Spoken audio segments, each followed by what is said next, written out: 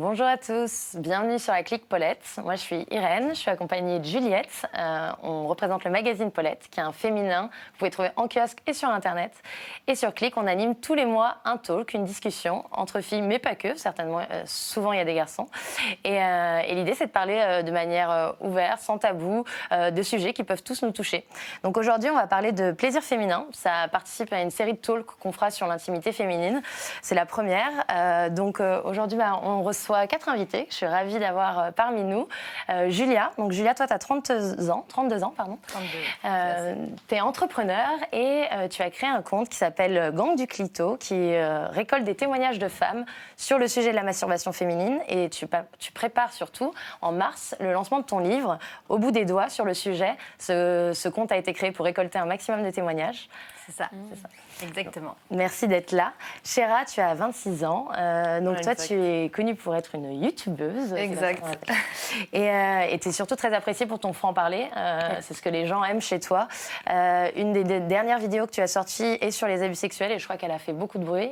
C'est un sujet qui est très rarement abordé, surtout par les youtubeurs. Donc on en parlera plus tout à l'heure. Merci d'être là.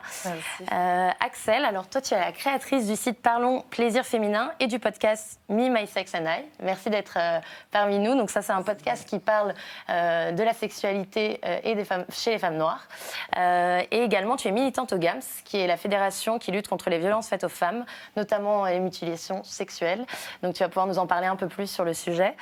Et Claire, donc toi, tu as 34 ans et tu es comédienne et metteuse en scène. On dit metteuse. Alors, c'est toujours un sujet sur les féminisations des. En scène, c'est bien. Disons metteuse en scène. Et notamment en ce moment, justement, tu as adapté une pièce de théâtre qui s'appelle Sex Empowerment, dont on a le petit flyer ici, donc vous verrez le visuel, qui est adapté du livre de Camille Emmanuel. Donc pour résumer, ça parle de sexualité, de la libération sexuelle de la femme. Exactement. C'est bien ça ? Ouais. super. Merci d'être là. Et de l'homme aussi. Et de l'homme aussi. Parce que l'un ne va pas sans l'autre, peut-être. Super. Qui dit plaisir féminin? Ouais, je voulais juste vraiment vous remercier parce que la femme, elle a longtemps été évincée quand même du discours sur la question de la sexualité et notamment de la sexualité féminine, c'est quand même un comble. Et aujourd'hui, il est quand même temps de se réapproprier en fait ce champ qui est encore miné de tabou. Donc, vraiment merci de venir libérer la parole parce que c'est tellement important. C'est vrai, et c'est vrai que qui dit plaisir féminin, on va commencer sur le plaisir solitaire et la masturbation, c'est un vrai sujet. C'est un sujet qui souvent est tabou. Déjà, première question, est-ce que vous, c'est quelque chose en tant que jeune femme, entre justement 26 et 47 ans, est-ce que c'est quelque chose dont vous parlez avec vos copines? Est-ce que c'est quelque chose dont vous avez parlé avec votre mère même ou des sœurs quand vous étiez plus jeune ou aujourd'hui? Parce que c'est pas forcément le cas de tout le monde, alors je sais pas si vous, c'est quelque chose dont vous parliez justement de ce plaisir solitaire? Moi, c'est vrai qu'entre copines, j'en parle parce que j'ai pas forcément de tabou. En vrai, je me dis, c'est quelque chose que tout le monde fait, mais dont personne n'ose réellement parler, en vrai. Et au-delà de ça, c'est aussi se connaître que de le faire. Donc, du coup, plus on le fait, mieux on se connaît, mieux on sait ce qu'on aime, et mieux on sait ce que notre partenaire aime aussi. Donc, avec mes copines, c'est un sujet que je peux aborder.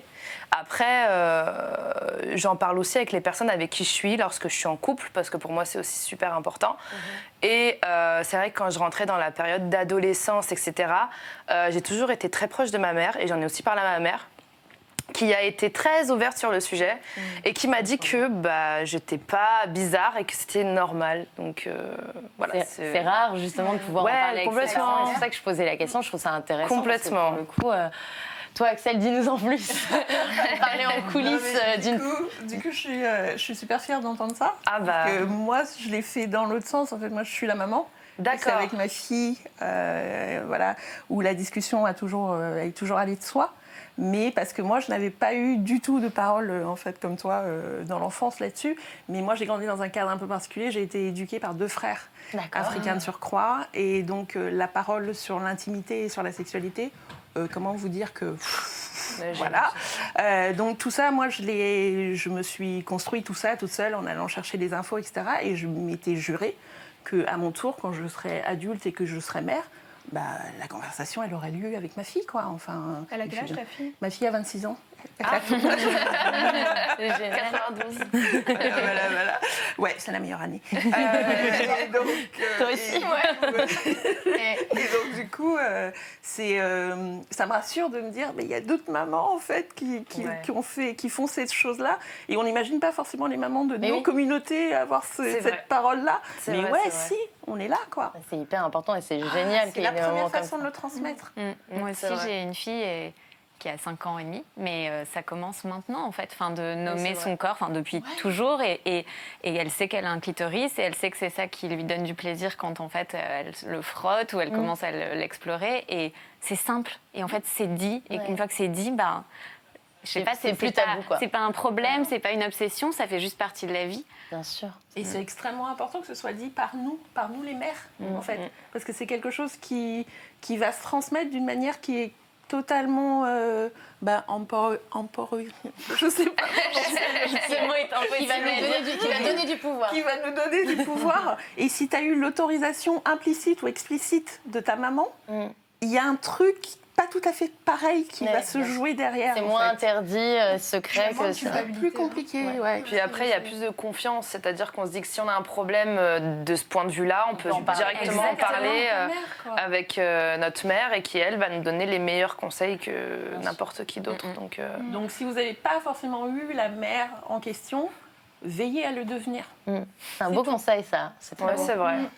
C'est très juste. Toi, Juliette, tu récoltes justement en plus des témoignages avec ce compte Gland du Clito. Justement, pareil, est-ce que c'est quelque chose dont tu parlais déjà ou comment est arrivé le process? Je trouve que c'est vachement juste ce que tu dis quand tu dis une fois que c'est dit, c'est simple. Et dans le compte en fait que j'ai ouvert pour récolter justement des témoignages, et bien en fait la parole en fait libère presque tout, en fait, ça suffit à avoir le déclencheur qui fait que les filles qui n'ont des fois pas parlé pendant 20 ans, qui commencent à en parler, etc., une fois qu'elles commencent, et bien là, c'est l'autoroute du kiff. Ça ouvre plein de connaissances, plein de dialogues entre elles, etc., et elles se disent toutes « Ah, mais en fait, je suis pas toute seule », c'est vraiment le truc qui revient à chaque fois. Ah, mais en fait, on est toutes à faire ça. Ah, mais en fait, ok, on est beaucoup à faire ça. Et le fait de se reconnaître, de voir qu'on a les mêmes complexes, qu'on se pose les mêmes questions, etc. Juste ça, voilà, d'en parler, c'est ça qui rend les choses simples, parce que finalement, notre sexualité, elle n'est pas plus compliquée que la sexualité des hommes. Et que, bon, après, voilà, on a tous nos petits trucs et tout de la vie qu'il faut que c'est pas non plus... voilà, des fois il y a des petits trucs à apprendre ou à comprendre, etc. Mais c'est hyper important et je pense que c'est ce qui se passe en ce moment, c'est que avant il y avait 2 niveaux, il y avait ceux qui en parlaient, ceux qui en parlaient pas, grosso modo. Et si t'en parlais pas, t'en parlais jamais. Et là, dans les messages sur Instagram, ce que je reçois beaucoup, c'est des femmes qui me disent ah j'ai 42 ans ou j'ai 48 ans ou j'ai 50 ans et merci quoi, je viens de comprendre un truc et ça change complètement voilà la vision que j'ai sur ma sexualité et comment l'appréhender et tout ça. Et ça, je trouve que c'est hyper important de se dire, voilà, on va libérer les femmes aussi en libérant leur sexualité. Il faut qu'elles se réapproprient leur sexualité. Et c'est en libérant la parole, comme tu dis. Et ça, c'est cool de... Voilà. Bien sûr, c'est hyper important. Toi, tu disais justement que ta petite fille, elle a 5 ans, elle commence à se découvrir. Vous vous rappelez, vous, de la première fois, justement, que vous avez découvert la masturbation ou le plaisir, en tout cas Après, moi, je sais qu'il y a plein de témoignages de jeunes mamans et même, il y a des choses qu'on ne sait pas forcément sur les enfants quand ils sont en maternelle ou même à l'école. Dans l'état fétal, il y a une étude qui montre que les fœtus aussi, les bébés dans le ventre de leur maman se touchent déjà, quoi. Complètement. Après, et ça peut être genre par exemple se frotter à un canapé ou autre. Et l'enfant sait pas forcément ce qu'il est en train de faire, mais il est en train de faire quelque chose. Oui, complètement. Donc quand tu disais du coup que ta fille avait 5 ans et que bien sûr, moi ça me choque pas du tout. C'est vraiment, on n'en parle pas assez justement de ce qui se passe chez les très jeunes et même les très jeunes entre eux. Qui se touchent bien. Dans les sondages que j'ai récoltés, il s'avère qu'en fait, il y a vraiment une sexualité jusqu'à 6-8 ans qui est très intense, mais qui n'est pas conscientisée. Donc ça peut être entre cousins, ça peut être avec son canapé, ça peut être. Il y en a même des témoignages qui me disent en fait j'adorais être sur les genoux de mon père et qu'il me fasse à dada, voilà, et parce que ça la faisait jouir en fait. Mais elle conscientisait pas ça petite. Bien sûr. Et d'ailleurs, il y a le basculement, je ne sais pas ce que vous en pensez, mais à partir du moment où justement vers l'adolescence, puisque comme on nous dit, enfin on nous a souvent dit, c'est tabou, c'est pas bien, etc. Il y a plein de femmes qui ont commencé à découvrir le plaisir, à se masturber et tout ça, et qui en fait arrêtent totalement parce qu'elles disent, en fait ce que je fais depuis le début c'est hyper sale, et du coup qui soit le reprennent plus tard en ayant compris que non en fait c'est quand même assez cool, et d'autres qui reprennent vraiment tard en mode parce qu'elles ne se sont jamais dit tiens je vais me repermettre de le faire. Et ça, c'est ce que j'ai... J'étais étonnée quand j'ai vu ça dans les sondages de me dire en fait, il y a un trou. Enfin, tu vois, on nous impose en fait de ne plus faire et du coup, naturellement, on est là, comme tu disais une fois, je t'avais entendu dire que voilà, les femmes, on a un sexe qui est là dès qu'on notre corps se fait, et des petites, il est là en fait. Et il vient à nous, le plaisir vient à nous en fait. Et même quand on ne nous l'inculque pas ou qu'on ne nous dit rien, il est déjà là, malgré... les interdits ou les non-dits et tout. Tu te rappelles, toi, Axel, la première fois ? Tard. C'est tard. C'est arrivé tard pour moi parce que j'ai eu la capacité pendant longtemps d'arriver à me faire jouir sans me toucher, en fait. C'est vrai. Attentrisme, une sorte de truc un peu... Non, c'est juste, tu vois, un bon imaginaire érotique. Je lisais beaucoup de littérature érotique. Et en fait, j'étais capable d'actionner le truc sans ça. Mentalement. On s'est rendu ses jambes ou juste mentalement ? Mais juste mentalement, en fait. Juste, je suis toujours capable de le faire aujourd'hui, tu vois. Mais juste, je m'étais pas posé la question. Et puis, moi, pour moi, toucher mon intimité, ça a été un peu compliqué vu que j'ai fait...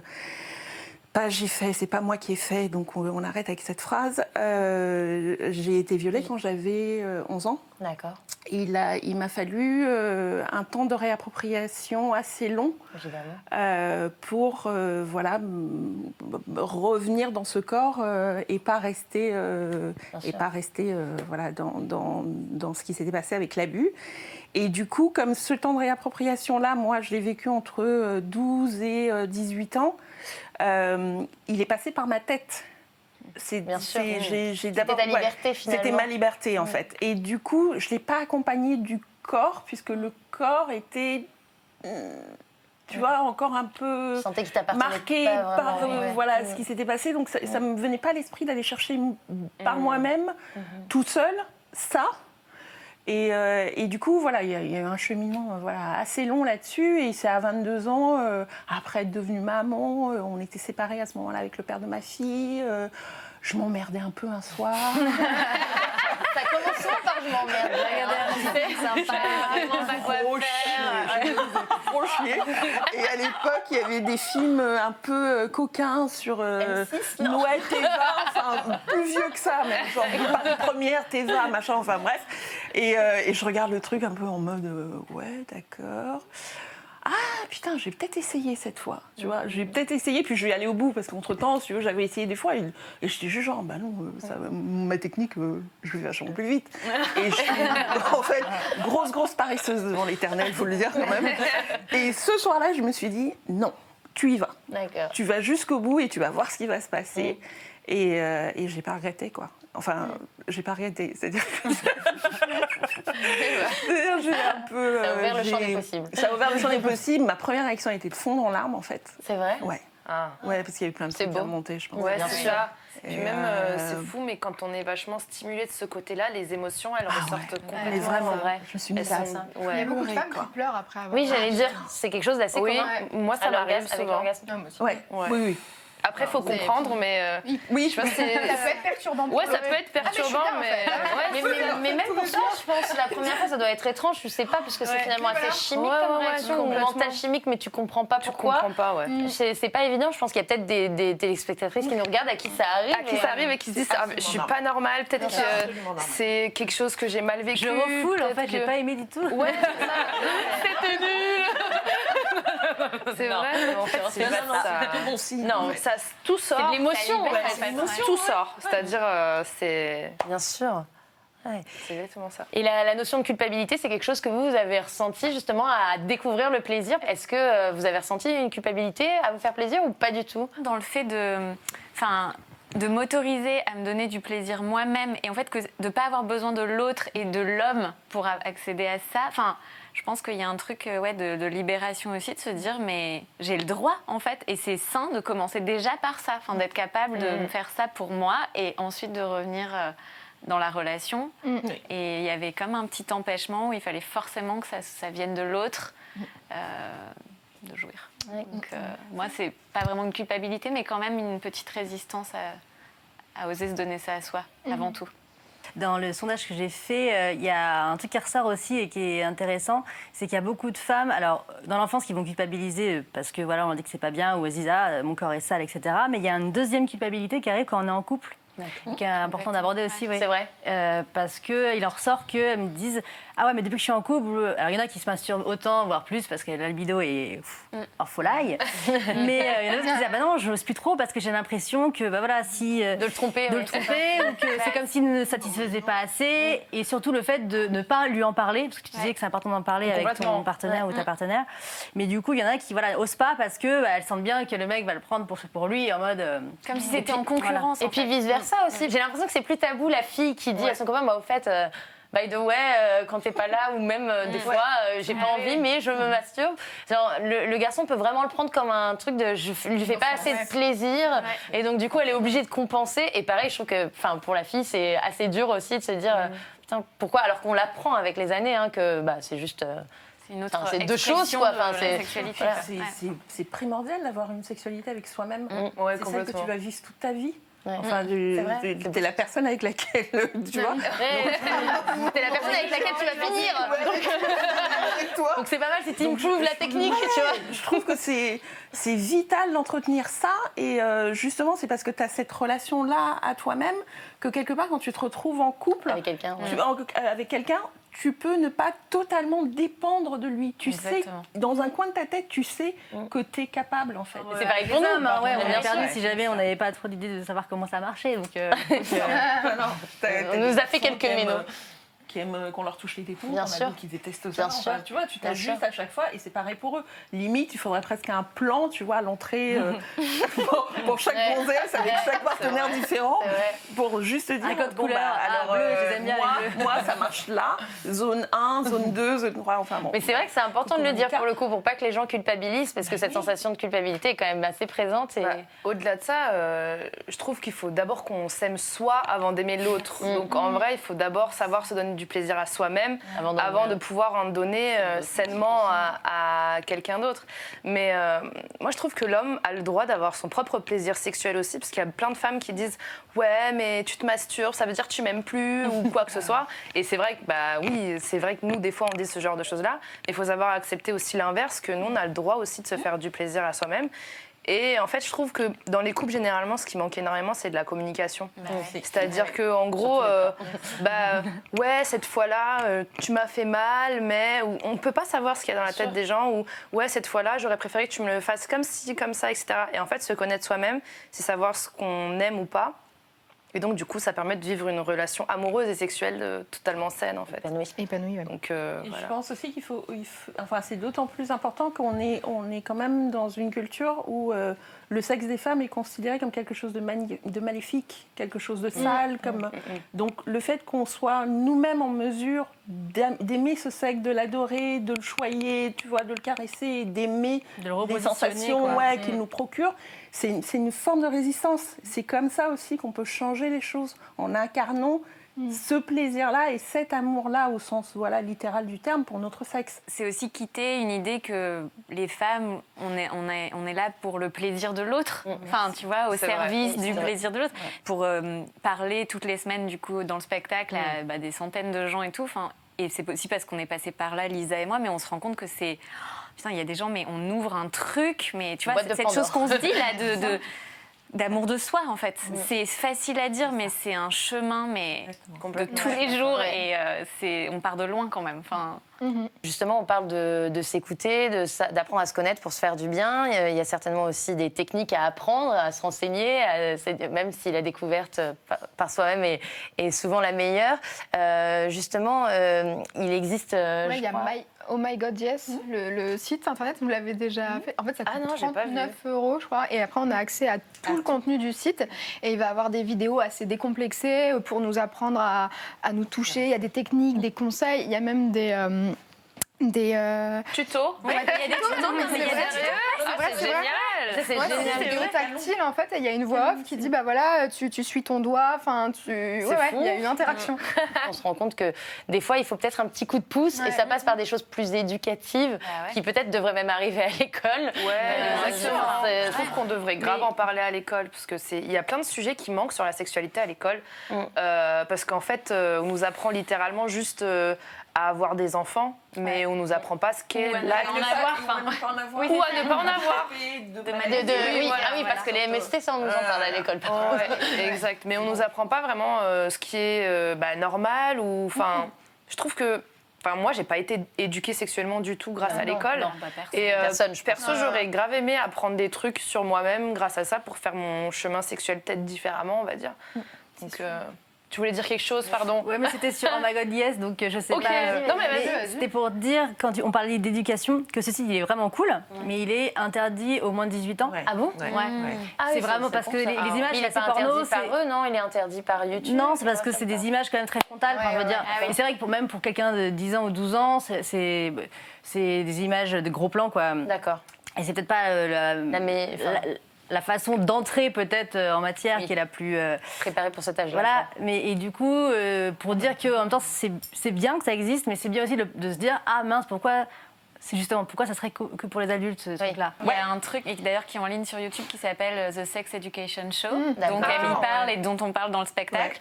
Et c'est présenté par une Anglaise hyper libre, hyper énergique et tout. Et en fait, elle va dans les collèges et il y a des acteurs qui sont payés pour se mettre nus devant les collégiens. Et donc, on montre des vrais corps. Et chaque émission a un thème et tout. Enfin, elle parle de la sexualité dans tous les aspects, la vieillesse. Des fois, elle a fait parler les jeunes avec leurs parents. Sex Education Show. Mais du coup, c'est même délire. Enfin, non, mais c'est hyper libre. Il y a aussi deux séries sur Netflix que je conseille. Une qui est Big Mouth. Qui est géniale, mais en gros c'est des adolescents vraiment qui commencent à explorer leur sexualité. Ça parle de masturbation, ça parle des règles, ça parle de plein de choses. Génial. Et en fait tout le monde a son hormone monster et en gros c'est ton alter ego mais version hormonale ange gardien qui t'apprend ça c'est normal, c'est pas normal, etc. Et je trouve ça trop cool pour les plus jeunes quoi. C'est totalement dingue. Et le deuxième c'est quoi? Sex Education aussi qui est sorti sur Netflix que j'ai pas encore regardé d'ailleurs. Hier soir. C'est des non, pas dans ce sens-là. Non, c'est vraiment un petit. Je l'ai fini, je me suis fini. Exact. C'était pas le cas, c'était hier soir, on préparait l'émission et tout. Mais en vrai, non, c'est vraiment bien. C'est sain en fait. Et il y a un rapport à la masculinité aussi qui est belle. C'est cool qu'il y ait tous ces médias qui sortent parce qu'en fait, quand on regarde vraiment, comme tu dis à l'école, on ne nous apprend pas qu'on a un clitoris. Dans les livres, le clitoris est absent ou dans 1 livre sur 8. Et même en médecine, en fait. Là, j'ai été voir les bouquins d'anatomie de cette année. Comme tu dis, tu as les énormes chapitres sur la reproduction et tu as un encart où tu as un petit clitoris et un petit encart en disant voilà, ça doit être l'organe du plaisir. Et il n'est pas étudié. Et les médecins, certains médecins d'ailleurs, comme Odile Buisson ou d'autres, le revendiquent en disant merde, il n'y a pas de recherches qui sont faites dessus. Si nous arrive quelque chose, une déformation, est-ce qu'il est. On nous fait pas du tout ce travail-là sur justement le plaisir. Il y a plein de femmes qui des fois ont du mal à avoir du plaisir. Bien sûr. Et on dit direct tout le temps, c'est dans la tête, alors que forcément, comme pour les hommes, pour les femmes, la tête joue énormément sur le baromètre, mais que des fois, ça peut être, c'est comme un autre organe, donc il peut avoir déformé, une pathologie, et c'est totalement éludé. Et ça, en 2019, maintenant, c'est hyper ouf de se dire qu'en fait, il n'y a rien, quoi. Il nous arrive quelque chose, si nous, il nous arrive un truc, avant qu'on soit vraiment reconstruite, vraiment sans vraiment que nous, on soit porteuse de le demander, ça va pas du tout être pris, quoi.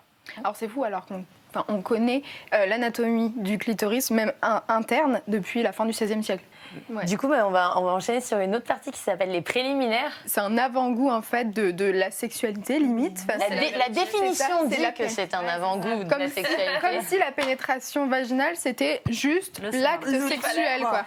Et que les caresses... abolir le mot préliminaire. C'est vrai. Elle dit qu'il faut supprimer à jamais le mot préliminaire du vocabulaire. Pour ceux qui nous regardent, pourquoi on dit dise ça, c'est qu'on trouve ça étrange de considérer que dès lors que ce n'est pas une pénétration, c'est donc un préliminaire. Et donc, du coup, ce ne serait pas un acte sexuel. Et en fait, j'ai une petite anecdote à ce sujet. Et en fait, en préparant l'émission, je me suis dit, ah mais oui, c'est vrai, j'ai vécu ça, c'est ouf. En fait, j'étais plus ou moins avec un gars et on a couché ensemble, mais on n'est pas allé jusqu'au bout. Et c'était volontaire de ma part parce que j'étais atteinte de vaginisme à ce moment-là. Donc dès que ça rentrait, voilà, c'est ça. C'est que en fait, j'avais comme un tarticulé du vagin. J'ai dû faire de la rééducation du périnée et tout. Et en fait, la pénétration était ultra douloureuse. Mais à ce moment-là, je vivais en Irlande. J'avais pas accès à ma gynéco en France, machin. Donc je l'ai pas. C'était comme ça, quoi. Donc j'ai dit au gars, dans ma tête, c'était on n'ira pas jusqu'au bout. Et on a fait quelque chose qui était plus ou moins bien, quoi, quand même. Et quand il est parti. Mais je lui envoie un message, je fais c'était cool, on a fait du bon sexe, we had great sex. Et le mec il me fait bah ouais c'était cool mais c'était pas du sexe. Et je fais ah bon bah quand même ça y ressemble, je sais pas, il y a des signes qui me trompent pas monsieur. Et en fait il y a deux choses qui en ont découlé, c'est que je me suis dit j'ai 21 ans et je ne connais pas la sexualité, alors que dans ma tête je sais pas, il y avait quand même nos organes génitaux qui étaient entre autres qui étaient en compte, il y a eu des interactions donc pour moi il y avait sexe dedans. Et en plus, après, je me suis mise à culpabiliser en me disant, punaise, j'ai pas su satisfaire mon partenaire parce qu'on n'est pas allé jusqu'au bout, alors que le mec avait joui, pas moi, mais lui avait joui. Donc déjà, je trouve ça ouf, tu vois. Alors aujourd'hui, je laisserais pas, j'aurais réagi, mais sur le coup, je dis, punaise, je suis un mauvais coup, quoi. Et donc, ouais, il faut vraiment sortir de ce schéma aujourd'hui de préliminaire, pénétration vaginale, jouissance masculine, parce que, ça permet en fait une autre sexualité, parce que pour les femmes qui ont des douleurs, c'est un champ des possibles qui est énorme, et pour aussi les hommes qui peuvent être éjaculateurs précoces, c'est une pression en moins qui est incroyable. Mais parce que comme très longtemps la sexualité a été liée à la procréation, forcément c'est passé par la pénétration, sauf qu'on est encore infusé de cette représentation et on en arrive là. Mais c'est cet héritage qu'on doit balayer, qu'on doit réactualiser en fonction de ce qu'on vit. Ça fait partie des scripts sexuels qu'il faut absolument qu'on modifie. Et c'est quand même dingue à un moment donné de se dire que quelqu'un qui te fait un doigté, en fait, n'est pas en train d'avoir une relation sexuelle avec toi. Pardon ? Donc là, je sais pas comment ça se passe. On est juste potes, là, on est juste en train de... Non, ouais, voilà. Je te rends un service. Mais c'est pour ça que quand on se sent violé ou bien on sent qu'il y a eu un abus, ça remet tout en question ça. Parce que le gars dit « Ah bah non, je t'ai mis un doigt, je t'ai pas violé. » C'était la fameuse conversation qu'on avait il y a des années, mais toi t'es un peu jeune, sur Bill Clinton. Moi, je me souviens avoir passé des soirées, mais de barres de rire avec des potes. Entre ceux qui considéraient qu'il avait trompé sa femme et ceux pour lesquels c'était pas le cas. Et le propos, c'était ça. C'était, non, ça va, elle l'a juste sucé. Donc, techniquement, en fait, elle l'a pas trompé. En fait, il l'a pas trompé et tout. Et toi, t'étais là, genre, mais vous vous foutez de ma gueule, en fait. Ça rentre dans ma bouche, je te suce. Et ça, c'est... mais comment ça se passe, en fait. Et c'est toujours, on a toujours cette putain de conversation en 2019, quoi. Au-delà de ça, même les personnes qui sont victimes d'abus sexuels, lorsqu'il n'y a pas pénétration, on va dire, elles se disent qu'il n'y a pas viol, parce qu'elles ont été conditionnées par malheureusement la société qui leur dit que s'il n'y a pas pénétration, il n'y a pas acte sexuel. Or qu'il y a viol même en regardant une femme nue, qu'elle n'avait pas envie qu'on la voit nue à ce moment-là, par exemple. Il y a une illusion dans l'intimité de l'autre. Tu n'as pas été invité. Ça s'arrête là, en fait. C'est exactement ça. Mais du coup, tant au niveau du plaisir qu'au niveau des problèmes qui peuvent se passer d'un point de vue sexuel, genre tous les abus et agressions sexuelles, un mec qui te met la main dans la culotte sans que tu en aies envie, c'est du viol, c'est une agression sexuelle, c'est un abus, et voilà, quoi. Donc voilà. On est toutes d'accord pour dire qu'il faut balayer ce mot complètement. On l'emploie plus. Mais je pense que si on l'emploie plus, ça va vachement permettre à beaucoup de personnes d'être débridées par rapport soit au traumatisme qu'ils ont vécu, ou soit à certaines expériences qu'ils ont vécues qui étaient pas, on va dire, normales, entre grandes guillemets, quoi. Oui, puis de se réjouir aussi, en fait. Complètement. D'être plus dans le kiff d'un échange sensuel et se dire c'est du sexe, en fait. Complètement. c'est un véritable sujet parce qu'il y a beaucoup de femmes qui disent n'avoir jamais joui. Et n'avoir jamais ressenti justement cette jouissance qui est décrite de manière diverse et variée, de plein de façons différentes. Alors la question à 1 million, c'est comment on jouit, les filles? Moi, dans les sondages que j'ai eus là récemment, c'est plus qu'il y a beaucoup de femmes qui n'arrivent pas à jouir pendant le rapport sexuel avec un homme, mais qui arrivent très bien à se satisfaire toutes seules par la masturbation. Donc 82% des femmes qui se masturbent sans pénétration, donc jouissent sans pénétration. Donc, ok. Il y a jouir par la pénétration et il y a jouir, je pense, avec soi-même. Je pense qu'il y a un gros décalage. C'est important, tu as raison. Parce que, en fait, c'est important pour moi qu'on arrête de dire que justement, faire jouir une femme, c'est difficile. Oui. C'est facile. Je veux dire, quand on se le fait et qu'on se connaît, en 30 secondes, en 10 secondes, je veux dire, on est... Voilà. Donc, c'est pas compliqué de faire jouir une femme. Donc, c'est aussi facile que faire jouir un homme. Même, je me demande si c'est pas plus rapide. Ça peut être très rapide. Donc, voilà, je suis archi d'accord. Nous, c'est aussi mécanique qu'eux. En fait, c'est ça qu'ils n'imaginent pas. En fait, une fois que t'as la boîte à outils et tu sais comment tu fonctionnes, franchement. Ouais, c'est le travail. Et là, dans les sondages, c'est vraiment majorité des femmes qui vont dire oui, moi je me fais ça en 30 secondes, je m'en fais 2 en 1 minute, je peux m'en faire 10 d'affilée, voilà. Donc ça, c'est aussi un peu le mythe de se dire que la femme aurait des difficultés à trouver l'orgasme, etc. Bien sûr. Moi, par elle-même, oui, ça c'est certain, je suis complètement d'accord avec toi, mais par rapport à la pénétration, en tout cas, c'est tout ça va avec ce qu'on a dit, l'idée que c'est comme c'est phallocentré et que on s'occupe pas du clitoris forcément, on prépare pas à recevoir, à être stimulé. Dans le livre, je parle de ça, c'est important, c'est de nos routines masturbatoires. On a toute notre routine, c'est-à-dire que une fois qu'on a établi, comme tu disais, la grande flemme, une fois qu'il y a un truc qui marche, on fait souvent la même chose.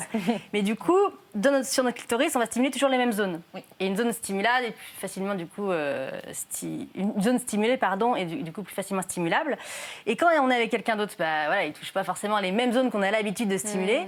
Et du coup, on est là, on est beaucoup moins réceptive, On est en mode, merde, ça marche beaucoup moins. Si, ça marche, c'est juste que il faut le travailler comme nous. Souviens-toi, depuis que tu as 10 ans, tu travailles tes zones et tu n'as pas eu un grand plaisir de ouf tout de suite. C'est venu. Voilà, et tout ça se travaillait et ça s'apprend. Et c'est toi qui dis ça à juste titre souvent, la sexualité s'apprend et je trouve que c'est vraiment... Ça s'apprend, c'est quelque chose que tu reproduis, c'est pas un truc qui est inné, c'est quelque chose que tu t'appropries. Et non seulement tu peux découvrir de nouvelles zones avec un partenaire, mais rien ne t'empêche de lui montrer en fait ce qui fonctionne. Ouais. Et d'ailleurs, entre guillemets, la branlette, si je peux dire, masculine est beaucoup plus présente dans la sexualité partagée.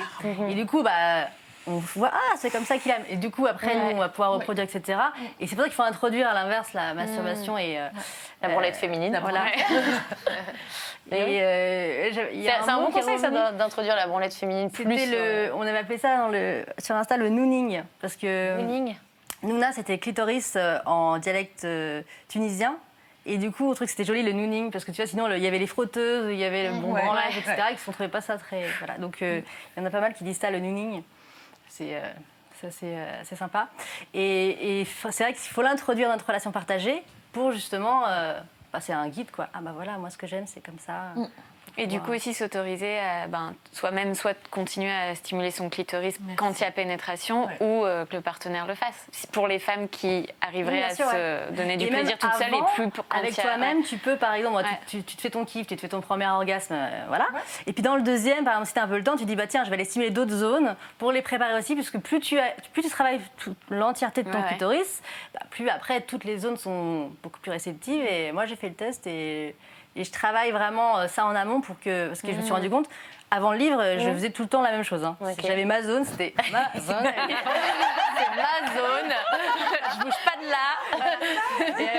Et du coup, c'était plus délicat il fallait vraiment bien connaître le mec avec qui t'étais pour que ça matche bien. Et maintenant, moi-même avant, je travaille d'autres parties du clitoris que j'ai pas l'habitude d'avoir. Donc au début, t'es là, c'est un peu plus long, etc. Et du coup, c'est pas mal parce que...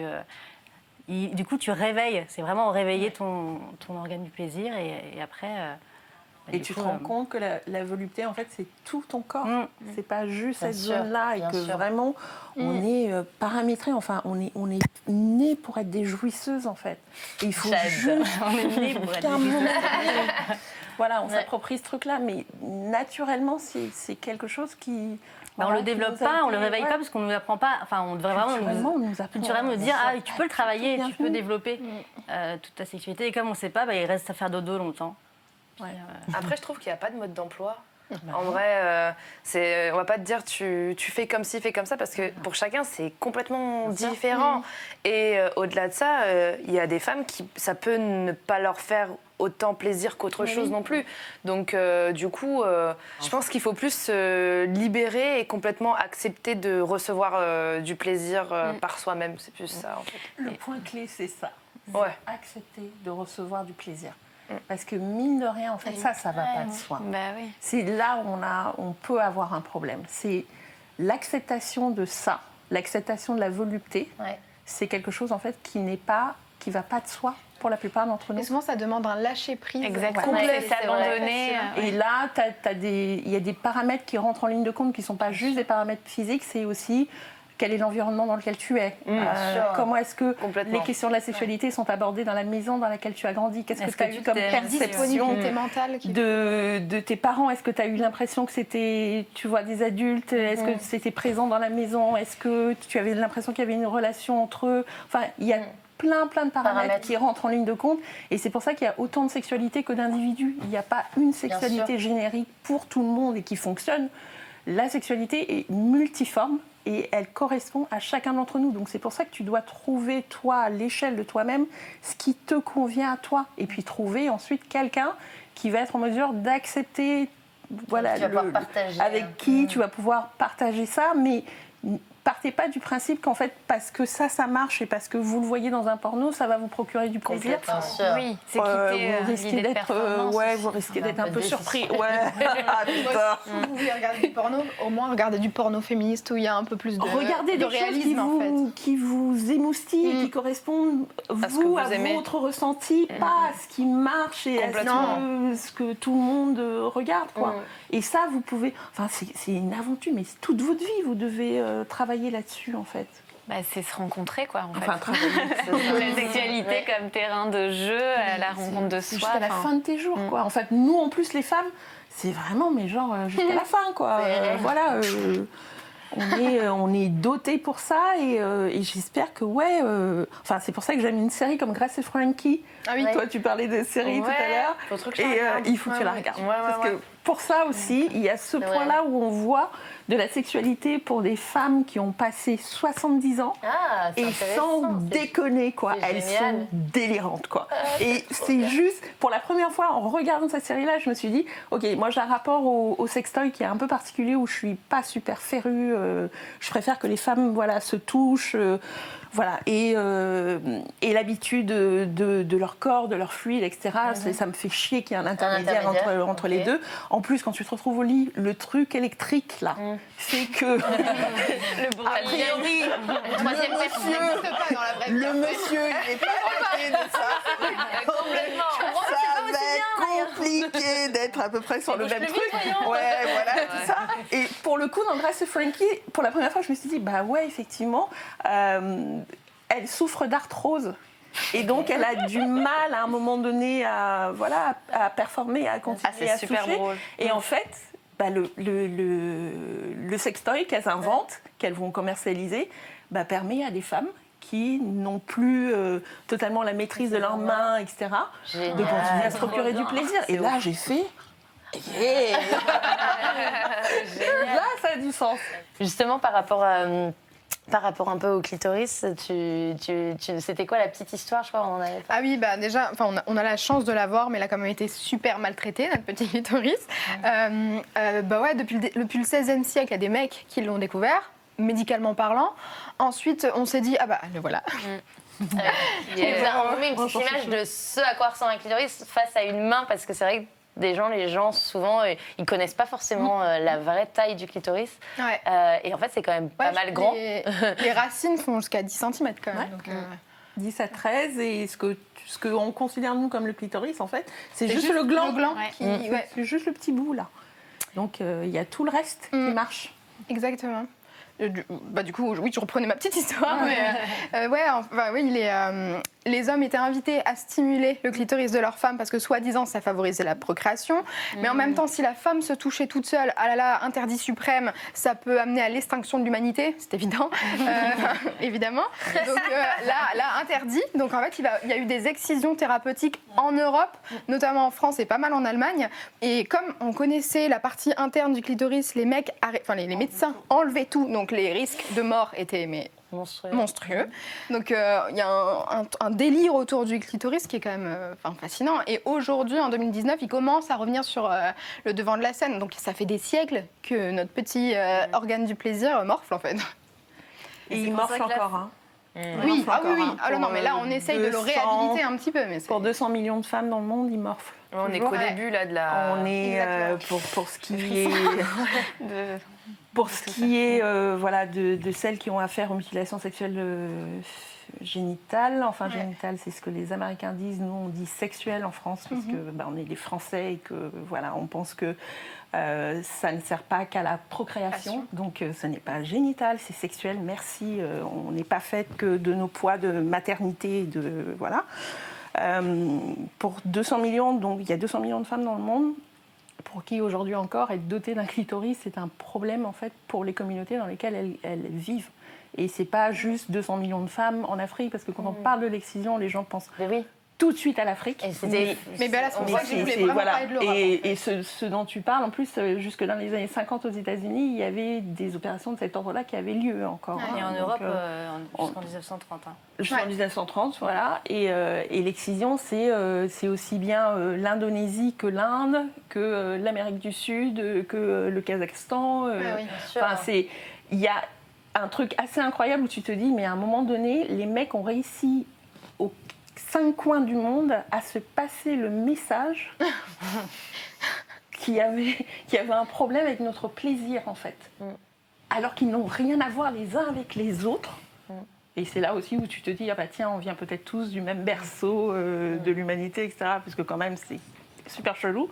Mais ce truc-là a réussi à essaimer sur toute la planète comme quoi notre plaisir et la faculté qu'on pouvait avoir à jouir pouvaient être problématiques pour les sociétés dans lesquelles nous sommes. D'accord. C'est quand même fascinant. Incroyable. C'est fascinant. C'est juste fou. Donc, à un moment donné... Parce que le clitoris et le plaisir nous donnent nous rend libre, en fait, comme on disait, par rapport à notre sexualité. Et du coup, c'est pour eux le moyen universel de tuer... toute velléité, d'émancipation, d'autonomie.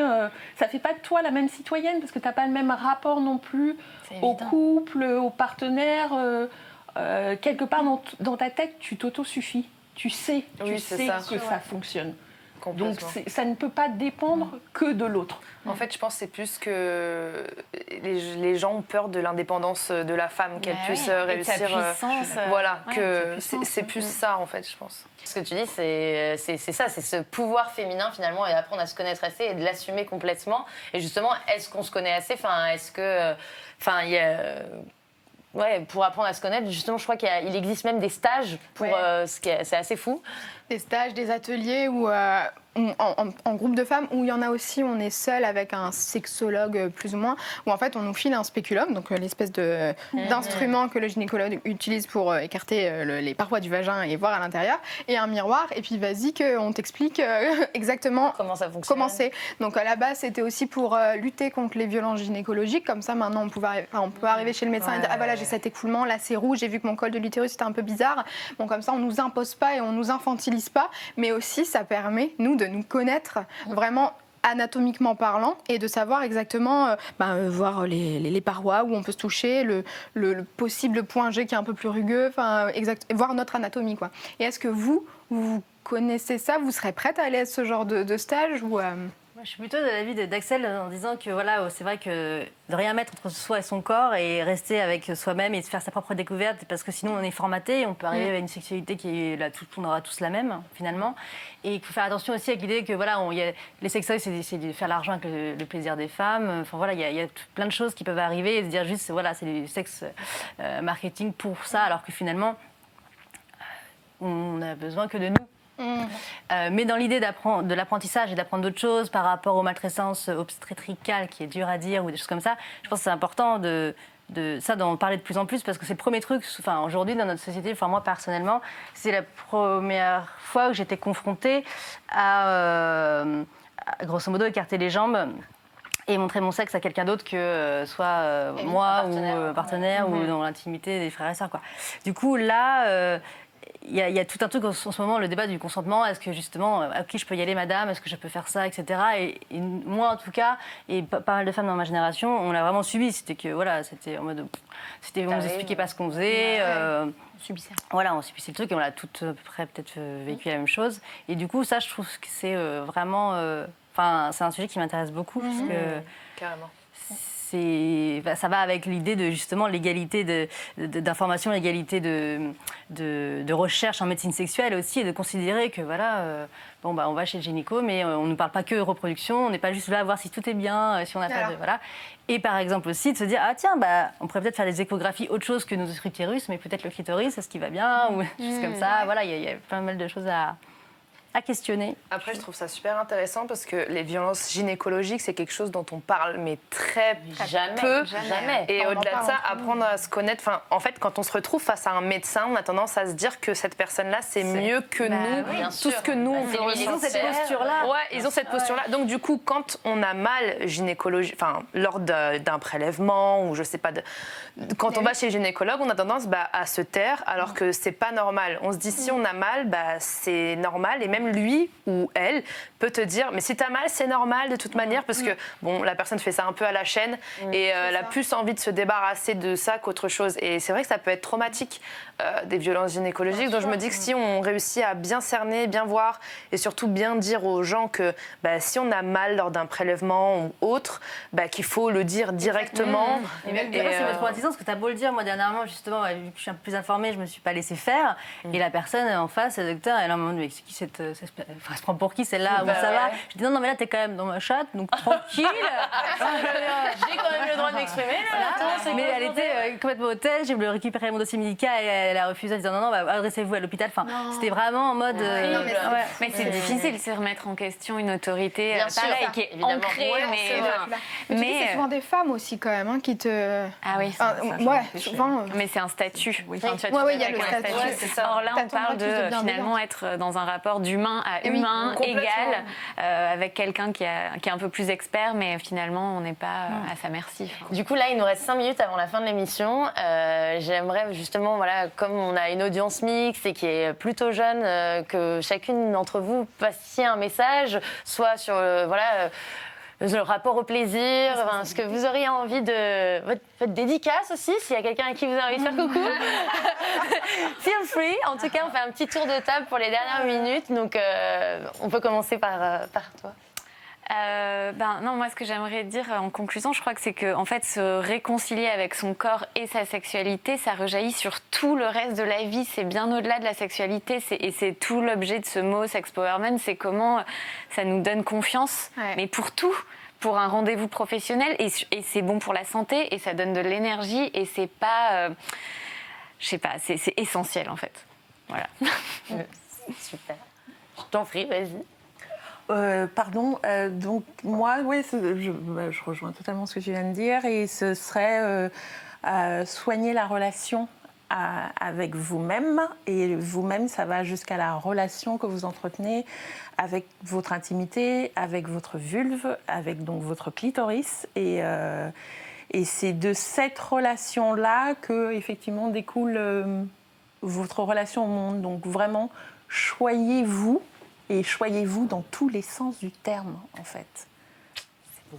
Ouais, très juste. Moi, je dirais que la communication pour tout, la clé, en fait, de tout, c'est la communication.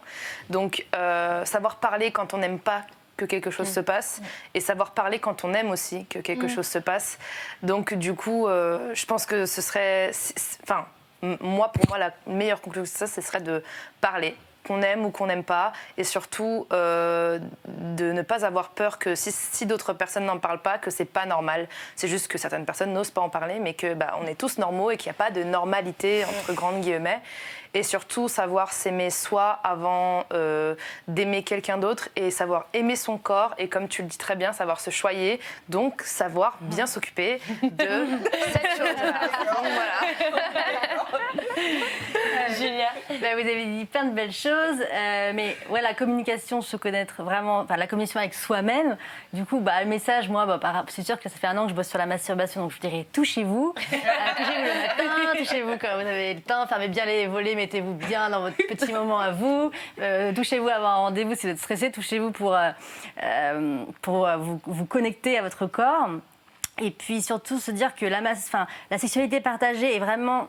C'est indépendant de la sexualité qu'on a avec nous-mêmes, et que il faut pas confondre, il faut pas culpabiliser, et se dire surtout que une femme qui se masturbe et qui se donne du plaisir sans culpabiliser, c'est une femme libre, et que c'est vraiment un outil d'émancipation, et qu'il faut y aller. Et que c'est chouette une femme qui dit oui. Oui. Donc faisons tout pour être pour nous permettre de dire oui en fait. Merci les filles. Merci beaucoup. C'est un vrai plaisir ce moment avec vous. Merci à vous de nous avoir regardés. On espère que vous aurez peut-être découvert des choses, ou peut-être que ça vous aura débloqué des choses. J'espère, et que ça déclenchera peut-être des conversations chez vous ou avec vos partenaires. Avec vos enfants. Oui, avec vos enfants aussi. Paulette Click, c'est 1 fois par mois. Vous pouvez nous retrouver sur Paulette Talk sur Instagram. N'hésitez pas à nous envoyer vos envies de sujets, de personnes que vous souhaitez également voir sur le plateau. Fanny, qui est en coulisses, qui est notre community manager et qui fait plein de petites stories, vous répondra à tous vos messages. Là, beaucoup des sujets qu'on a abordés ont été justement envoyés par la communauté sur Instagram. Donc encore merci les filles d'avoir été présentes. Merci à vous. Et puis à la prochaine.